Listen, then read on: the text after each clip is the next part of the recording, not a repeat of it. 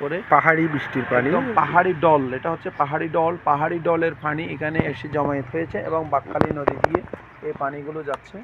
পানির কি অবস্থা দেখেন, এখানে আশেপাশে যে ঘরগুলো আপনারা আমরা দেখতে পাচ্ছি ও দূরে, এই আসলে এই ওই দূরের বাড়িগুলো কিন্তু অত্যন্ত ঝুঁকির মধ্যে রয়েছে। অনেকগুলো বাড়ি আমরা বলতে পারি অলরেডি খালের মধ্যে রয়েছে, খালের মধ্যে অনেকগুলো বাড়ি আমরা দেখতে পাচ্ছি।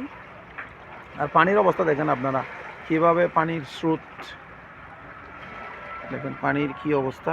পানি আসলে একদম ওই যে আমরা যে বাড়িগুলো আমরা দেখতে পাচ্ছি এগুলো হচ্ছে পানির মধ্যে, এই বাড়িগুলো এটা দক্ষিণ পাশে হচ্ছে দক্ষিণ মিঠাছড়ি, ওমকালী, মৌজফের দ্বীপ আর এদিকে শুরু করে বলতে গেলে আশেপাশের সব এলাকা রামু উপজেলা মোটামুটি পানির মধ্যে রয়েছে। এখন আপনারা দেখতে পাচ্ছেন পানির জোয়ারের কি অবস্থা, পানির স্রোতের কি অবস্থা দেখতে পাচ্ছেন। পানি কিন্তু এই ইতিমধ্যে আরও কিন্তু বেড়ে যাচ্ছে।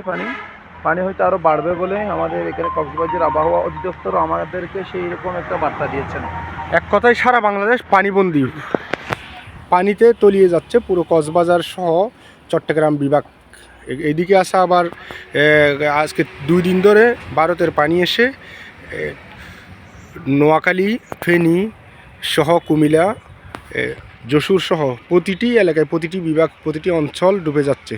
এই রক্ষা করার মতো তেমন কোনো আগ্রহ বা উদ্যোগ দেখতেছি না আমরা।